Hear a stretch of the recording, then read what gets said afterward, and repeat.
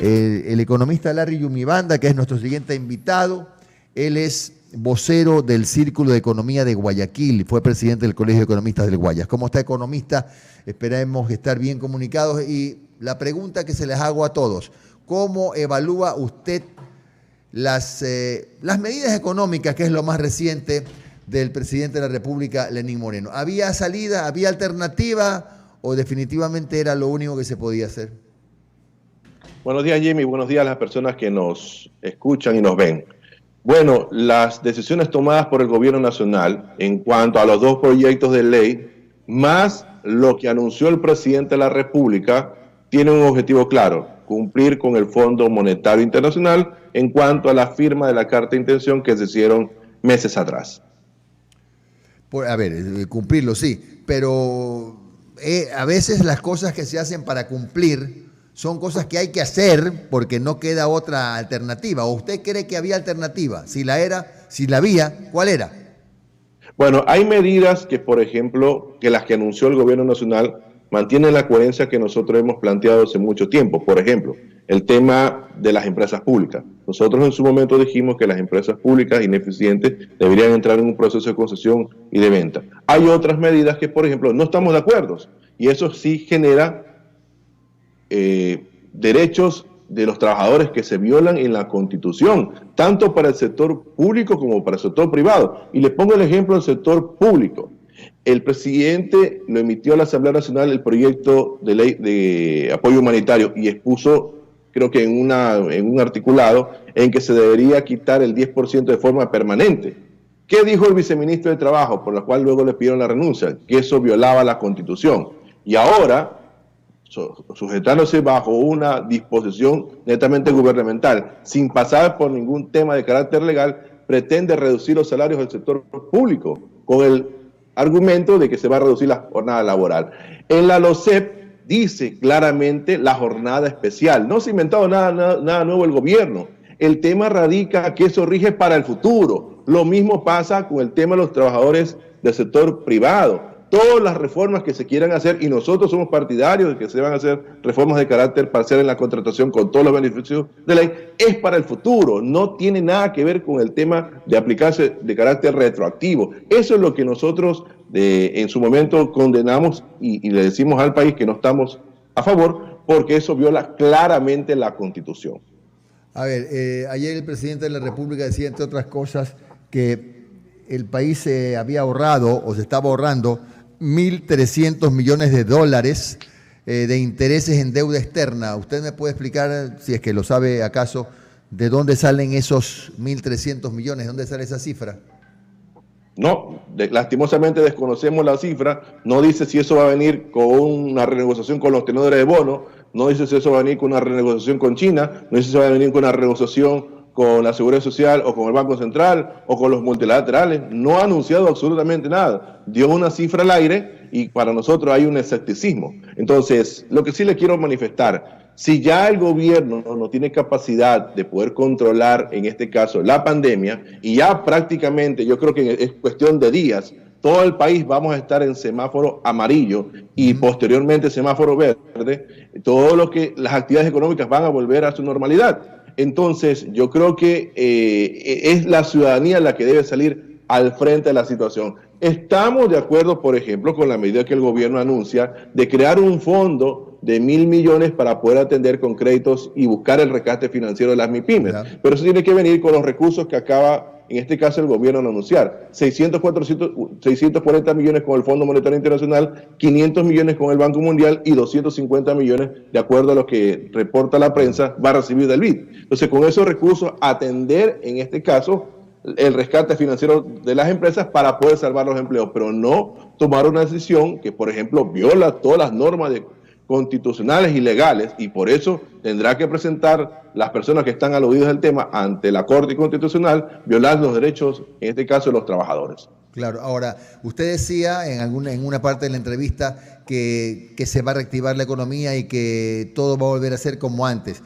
Lo que se preguntarían, por ejemplo, los trabajadores es cómo los trabajadores públicos que en los próximos 6 o 12 meses van a recibir un salario menor porque van a trabajar menos horas, y cómo los trabajadores privados a los que la ley ahora autoriza a que se les descuente hasta el 45% de sus salarios, y me atrevo a pensar que la mayor parte de las empresas van a descontarles eso, ¿cómo pueden ser las cosas como antes? ¿Cómo se logra emparejar el partido entre la crisis y los precios en los mercados? Ayer yo preguntaba a un entrevistado, al economista Hick, que si no cabía hacer ya un trabajo de control de precios, más allá de que digan que viola las libertades y las cosas, para que, bueno, los productos se ajusten a la realidad económica de la persona que está ganando casi la mitad del sueldo menos.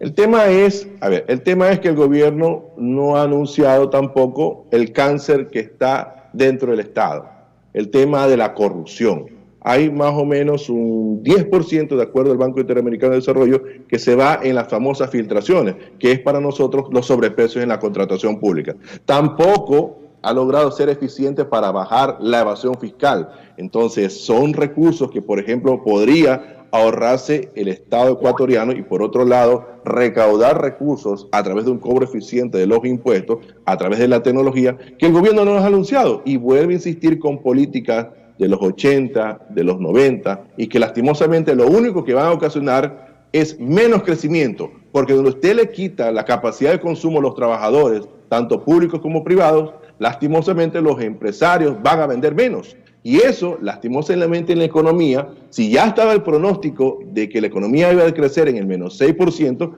este año con estas medidas posiblemente decrezca en el 10%. ¿Y eso qué significa? Que no solamente se van a perder empleos, sino que la economía general va a entrar en una profunda crisis económica que va a hacer que el próximo gobierno tome decisiones aún más dolorosas. ¿Cuál es la proyección que hay de pérdida de empleos? El Círculo de Economía había hecho una proyección. En este momento oficialmente se reconocen alrededor de 130.000 empleos perdidos. ¿Cuál es la proyección de pérdida de empleos de aquí hasta finales de año? Bueno, esa cifra la dio el Banco Interamericano de Desarrollo. Era, por ejemplo, la cifra que dio el gobierno siempre y cuando la economía decrezca en menos 5%. Pero si la economía decrece en el menos 10%, la pérdida de empleos podría ser superior a los 200.000. Y si la economía decrece en el menos 15% este año, las pérdidas de empleos pueden llegar a 500.000. Pero las pérdidas de empleos formales. Entonces, actualmente la formalidad en cuanto al tema laboral son más o menos 3.200.000 personas. Claro. Entonces, eso agravaría más la situación económica. Por eso que nosotros apostamos por políticas económicas que incentiven, en este caso, el crecimiento económico, más no genere recesión profunda o crisis profunda con las medidas que ha adoptado el gobierno nacional. Incentivar el crecimiento económico, por ejemplo, con planes para levantar empresas que están a punto de cerrar, pequeñas, medianas, ayudar a los emprendedores. No sé si a lo mejor bajar el IVA, ¿como cuáles? ¿Qué medidas? Mire, el tema del IVA es un tema que nosotros lo hemos planteado. Alemania lo está haciendo. Era el tema bajar 2 puntos para reactivar, por ejemplo, el turismo. El turismo es una de las actividades que va a sentir los efectos durante los próximos meses. El tema, por ejemplo, de la disminución de la tasa de interés, que no era necesario que esté en el proyecto de ley, eso tenía que ser automático a través de la decisión de la Junta de la Política Monetaria y Financiera. Eso con una decisión absolutamente podrían bajar las tasas de interés. No se concibe que en una economía dolarizada, donde la inflación es de un dígito, existan tasas de interés de 2 dígitos. Eso encarece el crédito y genera que la actividad económica no se lo realice a mayor velocidad. ¿Qué nosotros hemos planteado? Hemos planteado que el tema de la optimización del tamaño del Estado tiene que darse, pero tiene que dejar de prescindir de aquellos trabajadores que no necesita el Estado. Pero no se puede castigar a todos, porque eso a la larga va a generar una pérdida de productividad y de eficiencia en las funciones del Estado y especialmente la función ejecutiva. Eso es lo que nosotros condenamos y eso es lo que automáticamente viola la Constitución. Bueno, usted dice que hay cosas que podía haber hecho el Estado sin necesidad de pasar por ningún tamiz, por ningún filtro. Pero ¿cómo le dice, por ejemplo, el Estado a la banca? A ver, no puedes cobrar intereses del 8, 9, 10, 15%. ¿Cómo le dice bájate al 4%? Sin que el banco le diga, bueno, si bajo al 4%, el crédito es más caro, quiebro. ¿Qué hace ahí? A ver, la banca goza de liquidez, el 80% está en el territorio nacional, el 20% está a nivel internacional. El asunto es que, por ejemplo, existen encaje legal que está en el Banco Central una cifra importante y hay un sobreencaje, o sea, hay un exceso de liquidez que tiene la banca y eso obviamente se da por la intermediación financiera. Entonces, si se reduce la intermediación financiera, obviamente esos recursos podrían estar a disposición, en este caso de la ciudadanía, uno a través de obtener créditos para inversión y otros para obtener créditos de consumo. Y eso es una manera sencilla de poder reactivar la economía. Insisto, no se puede aplicar políticas económicas que hundan la economía, se necesita recuperarla. Hay que bajar los impuestos, hay que bajar las tasas de interés, hay que generar ese fondo, sí, que la deuda sirva para inversión y que la deuda no sirva para pagar deuda, porque a mí me preocupa muchísimo lo que dijo Sebastián Roldán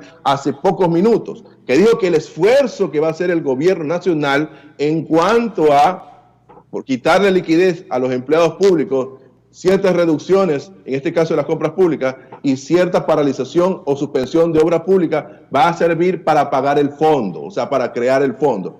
Y entonces yo asumo que los créditos internacionales que van a venir van a servir para pagar la deuda, como por ejemplo en agosto.